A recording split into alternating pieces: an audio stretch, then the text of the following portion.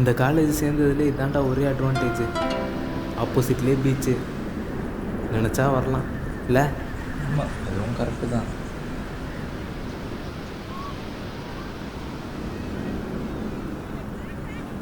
ஏய், கிளாஸ் போகலாமா? டைம் ஆகுது. லஞ்ச் பீரியட் முடிய போயிருக்கு. கரெக்டாக இருக்கும். டேய் வெறுப்புடா அந்த கிளாஸு. நாம் 1 மணி நேரம் தூங்கி எழுந்தாலும் 10 நிமிஷம்தான் போயிடுவோம். ஐயோ, அந்த போர்லாம் நம்மளால் தாங்க முடியாது. இன்றைக்கி ஒரு நாள் கட் அடிச்சிடலாம் விடு. டேய் கட்டா, அட்டனன்ஸ்லாம் போயிருந்தா கிளாஸ் வாடா. அட்டனன்ஸ்லாம் பார்த்துக்கலாம்டா விட்டு. என்ன இப்போ பார்த்துக்கலாமா? டேய் செம் வேறு வர போகிறா. அட்டனன்ஸ்லாம் இல்லைன்னா டேய் அவ்வளோதான். என்ன அவ்வளோதான்? இப்போ அட்டனன்ஸ் போயிடுச்சுன்னா வாழ்க்கையே போயிடுச்சா என்ன?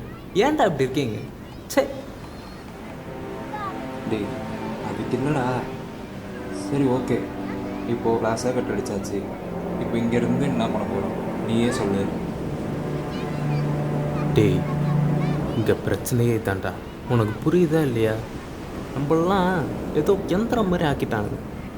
கொஞ்சம் வாழ்ந்த உடனே ஸ்கூலு முடிச்ச அப்புறம் காலேஜ் முடிச்சுட்டு எவனோ ஒருத்தட்ட போய் காலம் பூரா வேலை செஞ்சு சாகணும். இதான் ப்ராசஸ். இந்த உயிரோட்டமே இல்லாத ப்ராசஸை ரன் பண்ணுறதுக்கு உனக்கு கொடுக்கப்படுற ஒரே மோட்டிவேஷன் என்ன தெரியுமா? மணி. ஏன்னா அதுக்காக தான் நம்ம ஆரோக்கியம், மன நிம்மதி, உறவுகள் எல்லாத்தையும் எடுக்கிறதுக்கு தயாராகிறோமே. டேய் என்ன சொல்கிற? ஆமாண்டா. இந்த ஃபேக்ட்ரிஸ்லாம் மிஷின் இருக்கும் பார்த்துருக்கியா? அப்படியே பட்டனை தட்டி விட்டு அது ஒரு நாள் ரிப்பேர் ஆகிற வரைக்கும் வேலை செய்யும். இந்த ஸ்கூலு காலேஜு இதெல்லாம் நம்மளை அந்த மாதிரி ஒரு மிஷினாக ரெடி பண்ணுற மாதிரி தான் இருக்குது எனக்கு. என்ன சொல்கிற நீ? இப்போ கூட நீ கேட்டியே கிளாஸை கட் அடிச்சுட்டு என்னடா பண்ணுறதுன்னு. அதுதான் அறிகுறி.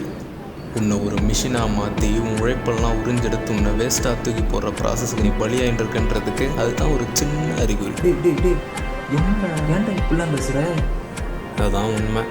நம்ம ஒன்றும் பிடிச்சி இப்படி இல்லை, அதே சமயம் நமக்கு என்ன பிடிக்குன்றதும் நமக்கு தெரில.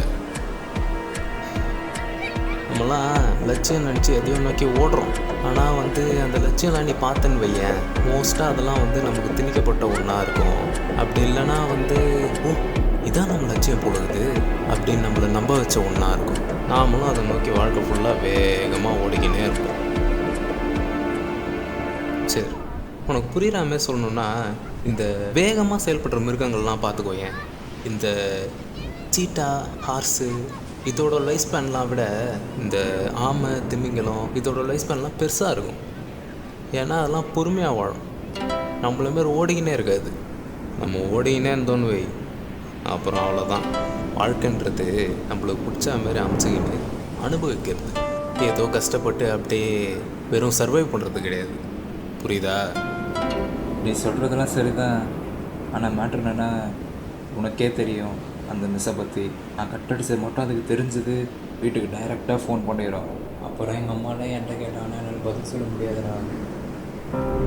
டேய் இவ்வளோ நேரம் தொண்டை தண்ணி வச்ச கத்துறேன். நீ சொல்கிறதுன்னு எனக்கு புரியுது.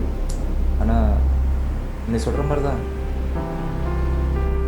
நானும் இந்த மிஷின் வாழ்க்கைக்கு செட் ஆக ஆரம்பிச்சிட்டு போகிறேன். ஆனால் இது உனக்கு செட் ஆகாது மச்சான். நீ மாற்றி யோசிக்க ஆரம்பிச்சிட்ட. உனக்கான பாதை நீயே தேடு, நீ பண்ணுவ.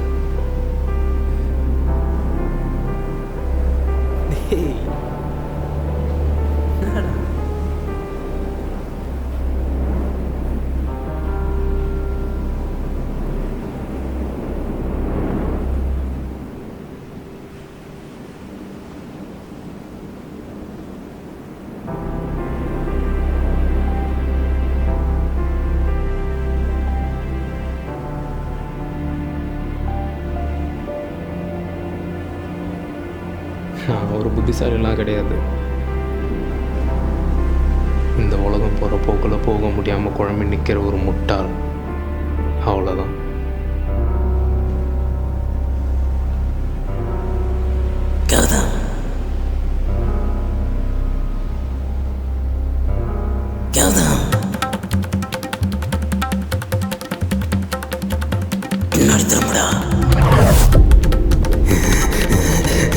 உனக்கு இந்த வாழ்க்கை எந்திரத்தனமாக இருக்க மாதிரி இருக்கா? உனக்கும் இந்த உலகத்துக்கும் சம்பந்தமே இல்லைன்னு தோணுதா? ஆமாம். இந்த உலகத்தில் இங்கே எதையும் மாற்ற முடியாது. ஆனால் நீ உனக்கு பிடிச்ச மாதிரி ஒரு உலகத்தை படைச்சு அதில் நீ நிம்மதியாக வாழலாம். அது எப்படி உனக்கு தெரியணுமாடா? ஆமாம் ஆமாம், தெரிஞ்சுக்கணும்.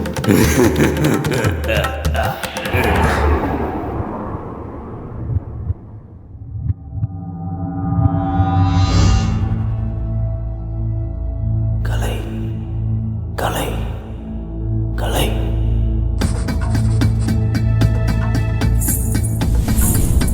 கலை மொத்தம் 64 வகை இருக்கு. இந்த 64 கலையில் எந்த கலையை வச்சு வேணாலும் ஒரு புது உலகத்தையே படைக்கலாம். இந்த உலகத்தில் பிறக்கிற அத்தனை மனுஷங்கிட்டையும் 64ல் ஏதாவது ஒரு கலையாச்சு இருக்கும். உனக்குள்ள இருக்கிற கலையை நீ உணர், அதை வெளிக்கொண்டு வா, பயிற்சி செய். ஒரு கட்டத்தில் நீ அந்த கலையை வச்சு உனக்கு பிடிச்ச மாதிரியான ஒரு உலகத்தை உருவாக்கி இந்த உலகத்தில் இருந்து விடுபட்டு அந்த உலகத்தில் மெய் மறந்து வாழ ஆரம்பிச்சிருவ. இப்ப சொல்ல, உனக்குள்ள என்ன கலை இருக்கு?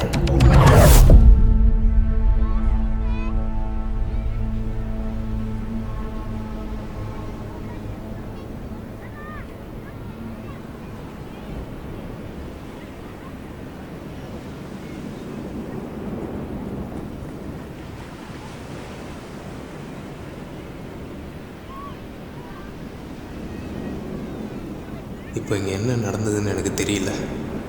ஆனால் என் கேள்வி, குழப்பம் எல்லாம் தீர்ந்த மாதிரி இருக்கு.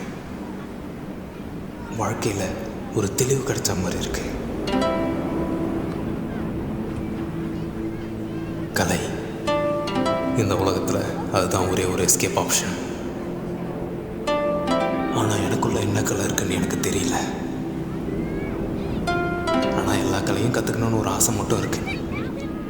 பேராசை தான், ஒத்துக்கிறேன். ஆனால் என் பேராசைக்கு ஏற்ற மாதிரி ஒரு கலை இருக்கு. அந்த ஒரு